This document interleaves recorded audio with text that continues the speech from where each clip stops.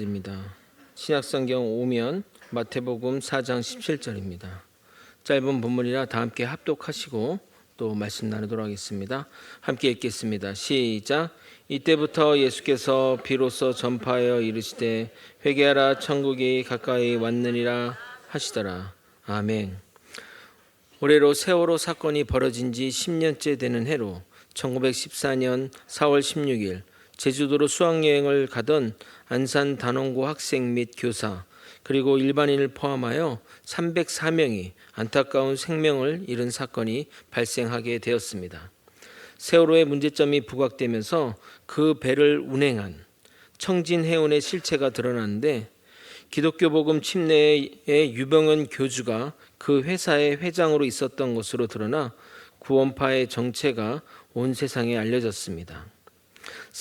시간을 더 과거로 돌려 1987년 8월 29일에는 온 국민을 공항으로 몰고 간 오대양 집단 자살 사건이 발생했습니다. 박순자라는 사이비 교주와 그의 동조한 신도들이 사체에 몰려 집단으로 자살한 사건으로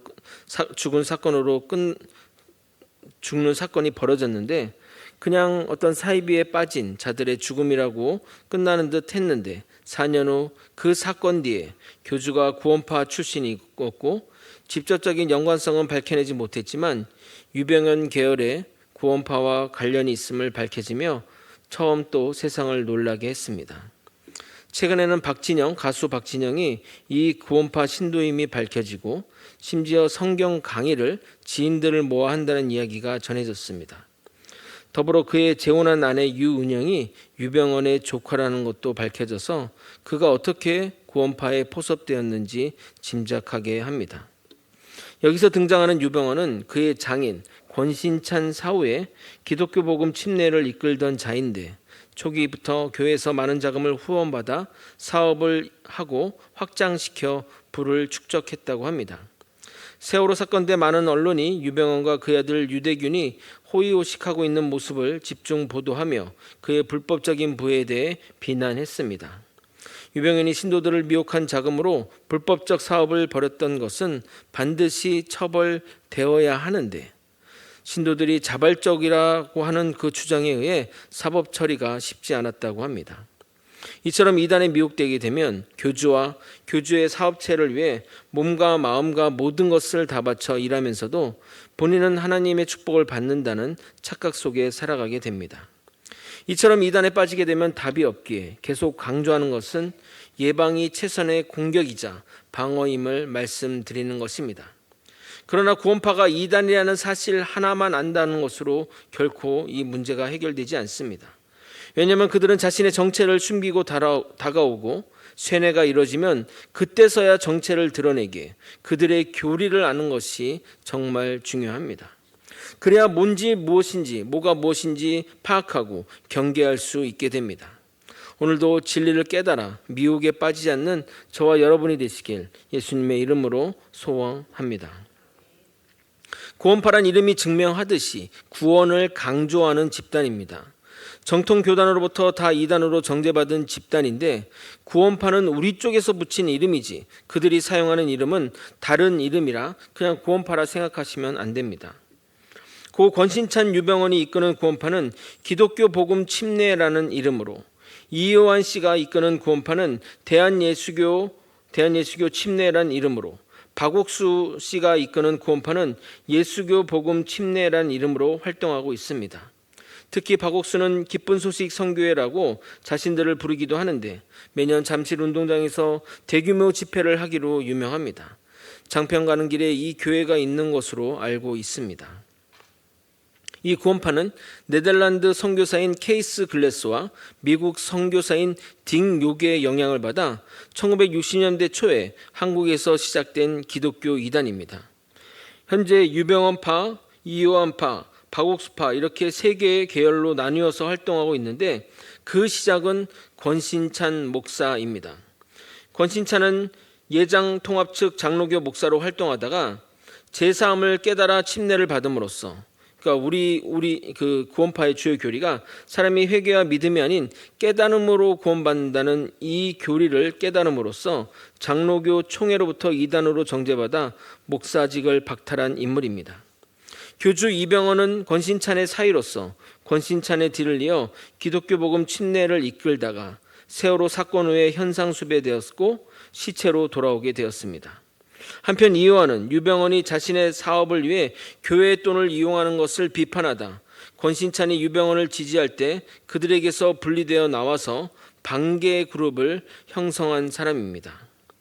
그리고 박옥수는 권신찬 유병헌 계열과는 직접적 관계가 없지만 그들이 선생으로 모신 동일한 외국인 선교사들의 영향을 받아 자신의 교회를 형성했는데 같은 선생에서 나왔기 때문에 교리적인 면에서는 거의 같다고 할 수 있습니다.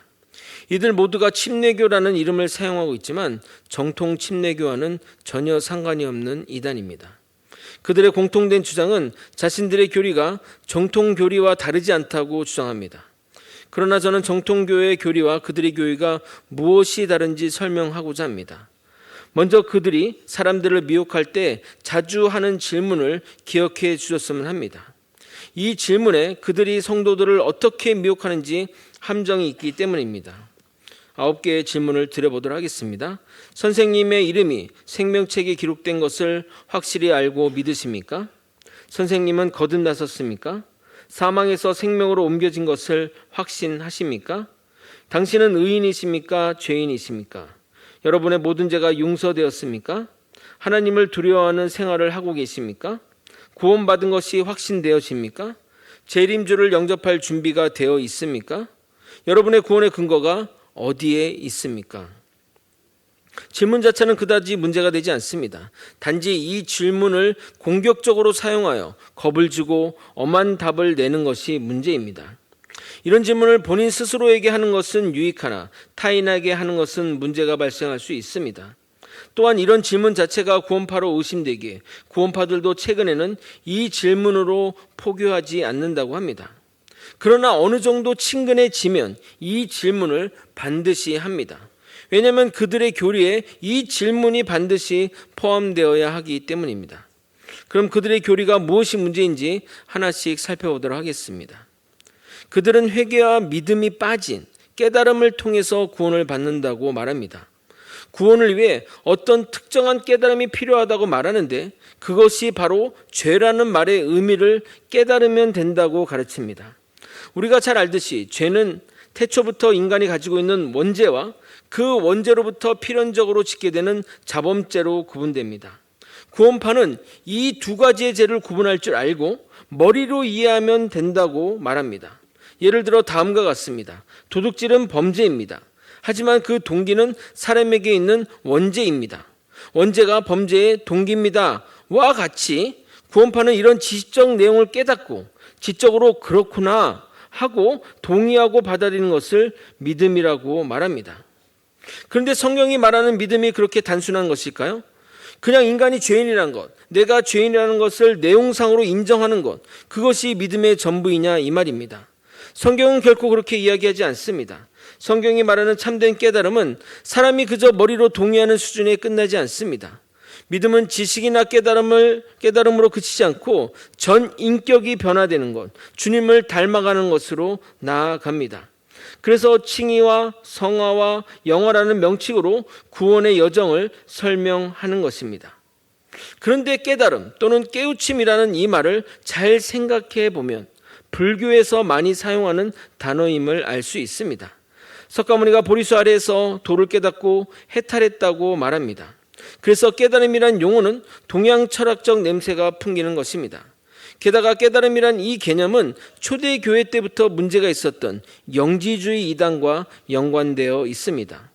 영적인 지식을 추구한다고 하여 영지주의라고 불리는 이들은 영적인 지식이라고 하는 어떤 신비한 사상을 깨달은 사람만 이 구원을 받는다고 하여 자기들만의 그룹을 이룬 자들입니다.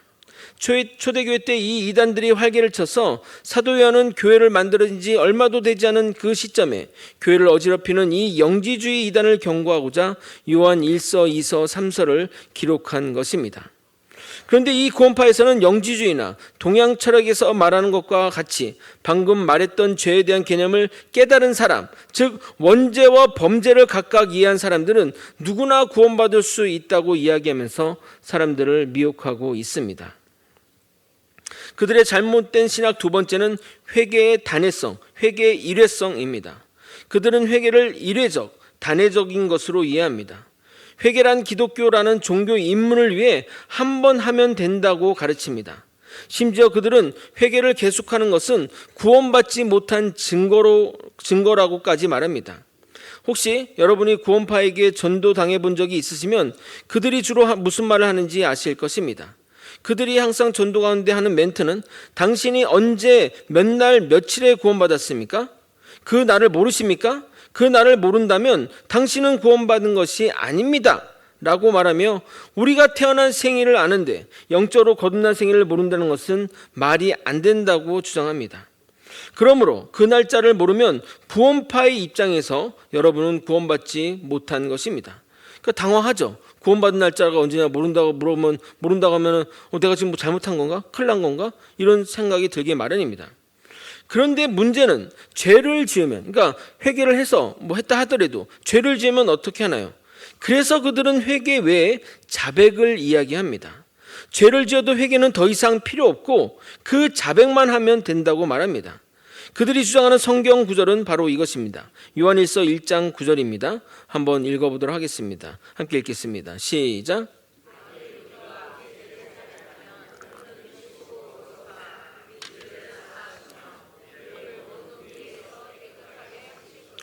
그러니까 여기 성경에 자백하면 되잖아요. 자백하면 모든 죄를 불의해서 하니까 우리가 지은 죄를 그냥 자백만 하면 되는 겁니다.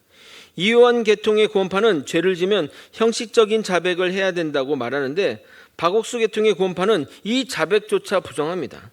제가 이 이단들을 조심하라고 말하는 것은 이들은 필요에 따라 성경을 문자적 해석으로 자주 사용한다는 겁니다. 그러니까 성경을 이렇게 들이대니까 그러네? 내가 몰랐던 거네? 자백만 하면 되는 것이네? 라고 생각한다는 겁니다. 이 성경 구절을 문자적으로 이해하면 자신의 죄를 술술 고백만 하면 모든 죄가 용서되는 것 같습니다. 그러나 여기서 자백은 경찰 앞에서 자신의 죄를 진술하는 수준이 아닙니다. 이 얼마나 얄팍한 성경의 해석입니까? 또 그들은 이미 예수님이 다 용서하셨기 때문에 회개는 필요 없고 우리는 완전한 의인이라고 말합니다.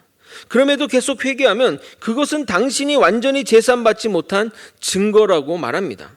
그러니까 우리 죄는 용서받았고 우리는 다 구원받았기 때문에 그들이 하는 예배 가운데 행태를 보면 정말 이상한 것들이 있습니다. 우리 의인입니다. 웃으세요. 막 이런 이상한 행동들을 하는 것들을 볼 수 있습니다. 그들이 주장하는 회개는 한 번이면 족하다는 근거 성경 구절은 바로 이것입니다. 히브리서 6장 1절 2절입니다. 함께 읽겠습니다. 시작.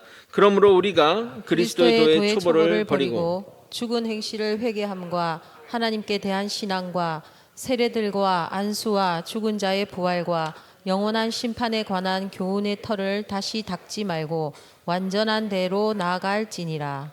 그러니까 2절에 보면 교훈의 털을 다시 닦지 말고 완전한 대로 나아가니까 이 말은 더 이상 회개하지 말고 의인으로 살아가는 것으로 해석합니다. 그러나 이 구절의 의미는 불신자가 예수를 믿고 구원받았으니 구원의 태에 머무르지 말고 계속해서 영적으로 예수 그리스도를 닮아가는 성장의 삶을 살라는 말입니다. 그런 점에서 성장을 촉구하며 회개의 털을 닦지 말고 완전한 대로 나아가라 촉구한 것입니다. 이것은 성화를 우리가 그리스도를 닮아가는 삶의 성화를 촉구하는 성경 구절이지 회개의 단회성을 이야기하는 성경 구절이 아닙니다.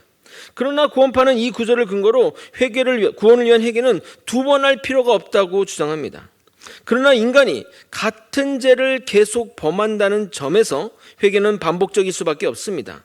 만약 구원파의 말처럼 한번 사죄 받은 후에는 미래의 죄까지 사해졌으니 회개할 필요가 없다고 한다면 죄를 지어도 상관없는 종교가 되는 것이니 얼마나 무서운 종교가 되는 것입니까? 왜냐하면 구원받은 후에는 어떤 죄도 죄가 아니라는 논리에 결국 살인과 간음을 하더라도 어떤 죄도 지을 수 있다는 말이 되기 때문입니다. 구원파는 구원받은 후에 죄를 지어도 그저 그 죄를 인정하기만 하면 구원은 취소되지 않는다고 가르칩니다. 여러분에게 묻겠습니다. 회개는 한 번 하면 끝입니까? 아니면 계속해야 된다고 생각하십니까? 우선적으로 구원파는 용어의 정리부터 다시 해야 할 것 같습니다. 회개와 회심도 구분하지 못하는 수준입니다. 회심이란 돌이킬 회의 마음심입니다. 마음을 돌이켰다는 뜻인데 이 말이 좀 더 신학적이고 전문적인 용어입니다. 즉 회개란 말을 많이 사용하나 그 말의 단회적 회개는 회개라는 말보다는 회심이라고 말하는 것이 더 맞을 듯합니다. 그러니까 죄를 위해 회심이 아니라 내가 세상적으로 살았다면 이제는 예수 그리스도로 살겠다는 그 마음의 변화가 회심이고 이것은 단회적으로만 이루어지는 일들입니다. 그럼 회개는 무엇일까요? 앞에서 말한 구원파와 같이 단순히 죄를 깨닫는 것을 말하는 것이 아닙니다. 성경이 말하는 회개란 죄로부터의 돌이킴을 말합니다. 각 사람의 전 인격이 죄에 대해 소스라치게 놀라며 반응하는 그것이 회개입니다. 먼저 우리의 머리로 이해하고 죄에 대해 명확한 깨달음이 있어야 할 것입니다. 여기서 말하는 깨달음은 그저 깨달음에서 그치지 않습니다. 아, 죄가 이러는 것이구나. 아, 이 죄가 나를 이렇게 만드는구나. 이 죄가 얼마나 무서운 것이구나. 죄의 특성에 대해서 전혀 몰랐던 어떤 한 불신자가 죄에 대해 깨닫는 것으로부터 시작이 됩니다. 누구를 통해서요? 성령을 통해서만 그것이 가능합니다. 요한복음 16장 8절에 이렇게 말합니다. 그가 와서 성령이죠. 죄에 대하여, 의에 대하여, 심판에 대하여 세상을 책망하시리라. 성령께서 한 개인에게 찾아줘서 죄에 대하여 책망하신 것을 알고 우리는 깨닫게 됩니다. 그러면 여기서 그칩니까? 아닙니다. 자연스럽게 깨닫게 된 그 지식은 우리의 감정에 영향을 미칩니다. 거룩하고 공의로우신 하나님께서 하나님께 죄를 지었다는 그 사실이 마음속 깊은 곳까지 사무치며 애통해하며 슬퍼하게 됩니다. 이것은 하나님에 대해 죽었던 양심 또는 그 마음이 성령에 의해 반응하는 것입니다. 그동안 그렇게 살지 못했던 자신에 대해 근심하는 것입니다. 그래서 그 마음에 깨달아진 그 감정으로 회개가 끝납니까? 아닙니다. 그것으로 끝난다면 그것은 후회이지 회개가 아닙니다. 내가 그런 잘못이었네. 아이고 잘못했네. 아이고 미안해. 이렇게 한다면 후회인 거지 회개가 아니라는 겁니다. 마음에 새겨진 그 사무치는 감정은 우리의 행동과 의지를 변화하게 합니다. 그래서 참으로 회개한 자는 그 사람의 행동이 달라지며 삶에서 변화가 나타나는 것입니다. 이처럼 회개는 지정의의 인격적인 요소가 다 포함되는 말입니다. 그런데 구원파의 사람들은 회개란 돌이키는 것이다 라는 말만 할 뿐 구체적인 회개의 행위가 무엇인지 대답하는 경우를 본 일이 없으며 오직 기존 교단의 회개와 자신의 그 회개가 다르다는 것만 부각시킬 뿐입니다. 그렇게 마음을 다한 진정한 회개는 내가 잘못했습니다 라는 하는 데서 그치지 않고 반드시 믿음을 동반하게 됩니다. 믿음이 동반하지 않는 회개는 참회 또는 다른 종교에서 말하는 속죄에 불과할 뿐입니다. 다른 종교와 철학에도 이러한 과정이 있습니다. 그 과정을 겪는다고 결코 우리가 구원에 이르는 것은 아닙니다. 기독교가 말하는 회개는 반드시 믿음으로 연결되어야 합니다. 믿음은 우리로 하여금 그리스도를 바라보게 합니다. 우리의 유일한 희망, 유일한 구원은 예수 그리스도밖에 없구나라는 것을 알고 믿게 하는 것입니다. 이것이 바로 믿음입니다. 그런데 이 믿음은 하나님의 선물로서 우리가 믿고 싶다고 해서 믿어지는 것이 아니라 온전히 성령님께서 우리를 믿게 하실 때 가능한 것입니다. 여러분이 교회를 나오는 것은 자유일지 모르나 신앙을 가지는 것은 내 맘대로 되는 것이 아니라는 말입니다. 나의 본성은 여전히 죄성으로 가득하게 그리스도를 거부하고자 하나 하나님의 성령께서 나를 강권하심으로 믿게 하시는 그 사역이 바로 믿음입니다. 전혀 가능성 없는 일이 새롭게 일어난 것입니다. 이러한 믿음이 회개와 함께 일어날 때 우리는 회심했다라고 일반적으로 부를 수 있으며 이것은 단회적으로 일어나게 되는 겁니다. 오늘은 여기까지만 하도록 하겠습니다. 말씀을 정리하도록 하겠습니다. 예수님을 만나는 사건은 나의 전 존재가 그 엄청난 구원의 역사와 충돌하여 과거의 죄된 본성이 사라지고 놀라운 주님의 인격으로 변화되는 획기적인 사건입니다. 단순히 지식적으로 예수를 깨닫고 그것으로 인해 이 엄청난 구원의 선물이 주어진다면 우리를 위해 죽으신 예수 그리스도의 피를 너무 값없이 만드는 것입니다. 예수님의 놀라운 희생에도 불구하고 우리는 여전히 죄와 가까이하며 죄를 묵상하며 죄를 지으며 살아갑니다.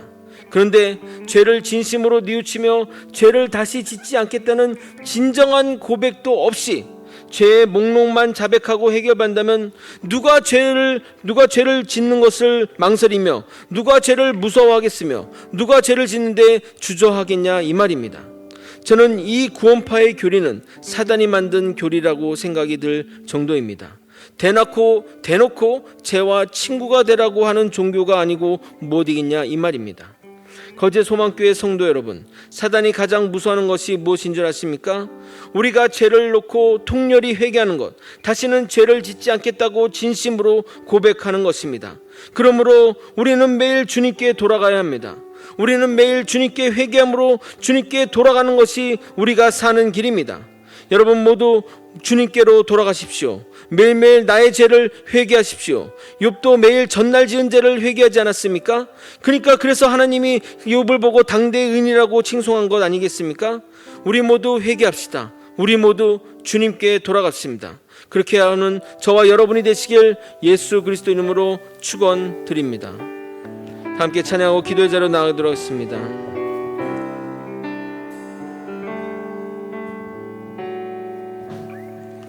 내 백성이 나를 떠나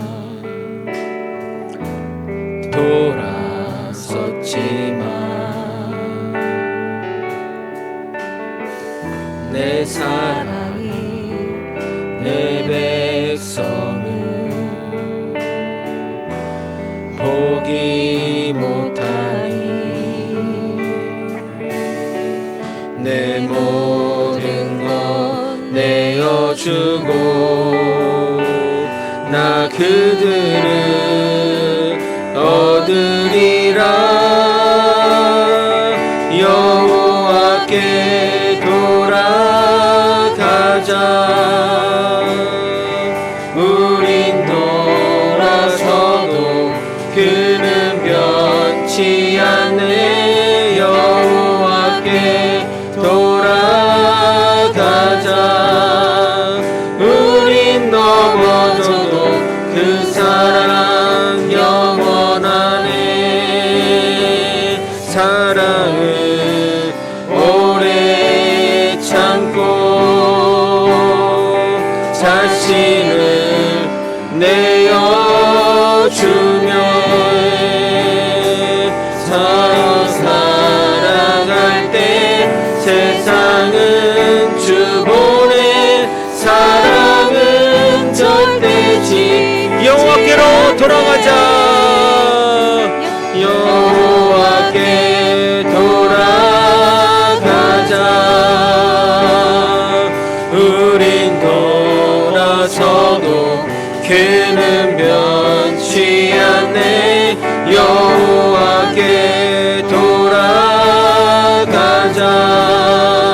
우린 넘어져도 그 사랑 영원하네.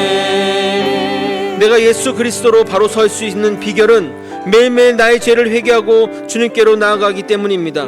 사단은 우리가 의인이다, 더 이상 회개할 필요 없다고 이야기하지만 우리는 언제나 죄인임을 고백하며 주님께로 돌아가는 사람이 되어야 할 줄 믿습니다. 우리도 함께 이 시간 주님께 회개하는 마음으로 주님께 나아가는 우리 모두가 되기를 소망합니다. 다 함께 주님의 이름 부르고 통성으로 기도하시겠습니다. 주여,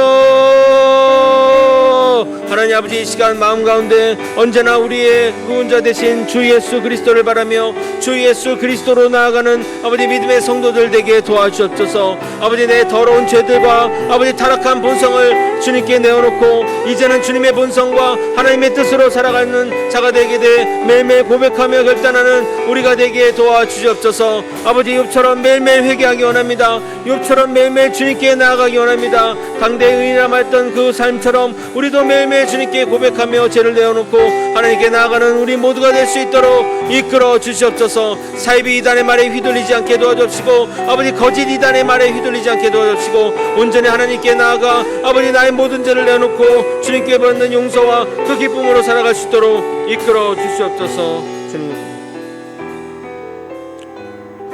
사랑이 많으신 하나님 아버지, 구원과 믿음의 얄팍한 지식으로 우리를 미혹하는 세력들에 미혹되지 않고 정말 우리의 죄를 주님께 통회하며 내어놓고 정말 주님의 전인격으로 쫓아가는 믿음의 사람이 될 수 있도록 이끌어 주시옵소서.